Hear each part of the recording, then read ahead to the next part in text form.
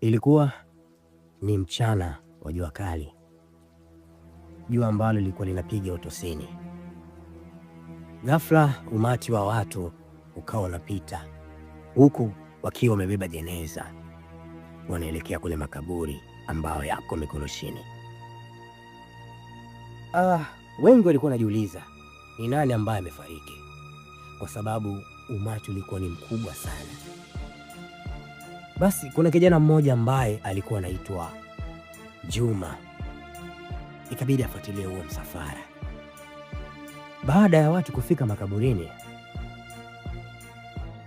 kaburi lilikuwa tayari limeshachimbwa.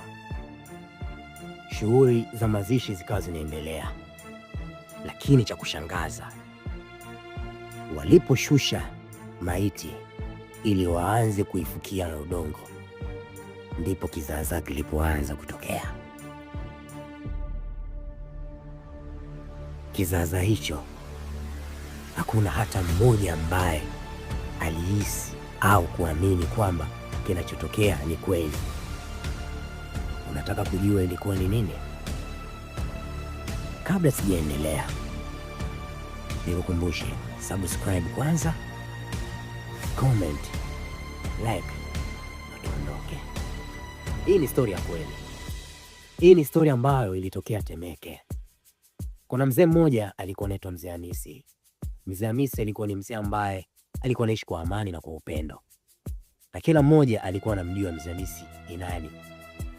Lakini siku ya kifo chake ndio kilikuwa siku ambayo kilikuwa kina maswali mengi sana, na mimi hata wewe pia utakuwa unahitaji kujua hayo maswali ni yapi. Patana na mimi kuanzia mwanzo mpaka mwisho, alafu tukutane baadaye. Hii si hadithi ya kubuni, ilitokea kweli Temeke, Mikoroshini. Kulikuwa na mzee mmoja aliyeitwa Mzee Hamisi. Aliishi peke yake kwa muda mrefu. Watu walimjua kama mtu wa kimya sana. Wengine walisema alikuwa na siri, lakini hakuna aliyewahi kuthibitisha. Siku moja, taarifa zikazagaa kuwa Mzee Hamisi amefariki ndani ya nyumba yake. Majirani walikusanyika, polisi wakaja, mwili wake ukachukuliwa. Kila kitu kilionekana kawaida mpaka siku ya mazishi. Siku ya kwanza walimzika kama kawaida, lakini usiku ule ule mlinzi wa makaburi alidai alisikia sauti kama mtu anagonga kutoka ndani ya kaburi.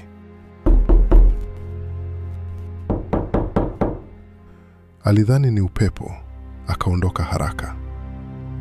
Asubuhi yake watu walipofika makaburini, walikuta kaburi limeharibika kidogo juu, kama kuna kitu kilikuwa kinajaribu kutoka. Wakaogopa, lakini wakasema labda ni wanyama, wakafukia tena vizuri. Siku 3 zilipita, harufu haikutoka kabisa. Hapo ndipo watu walianza kushangaa, maana kawaida mwili huanza kuoza. Familia ikaamua kufukua kaburi ili kuthibitisha.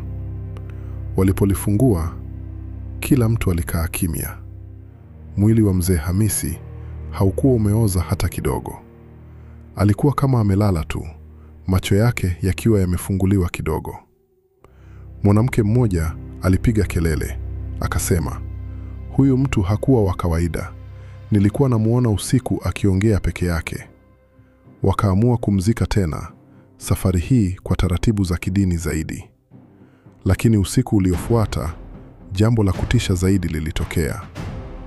Kijana mmoja wa mtaa huo alipokuwa anarudi nyumbani saa 3 usiku, alidai alimuona Mzee Hamisi amesimama pembeni ya barabara akiwa na mavazi yale yale ya mazishi. Kijana huyo alikimbia, lakini alisikia sauti nyuma yake, "Kwa nini mlinifukua?" Asubuhi yake, kijana alipatikana akiwa na homa kali, na kabla hajazimia, alisema kitu kimoja tu, "Hajafa, bado yupo." Baada ya tukio hilo, hakuna aliyethubutu tena kufungua lile kaburi.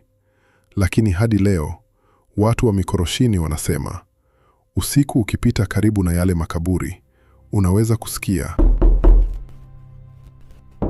kutoka chini ya ardhi. Hii si hadithi ya kubuni, na waliokuwepo hawataisahau milele.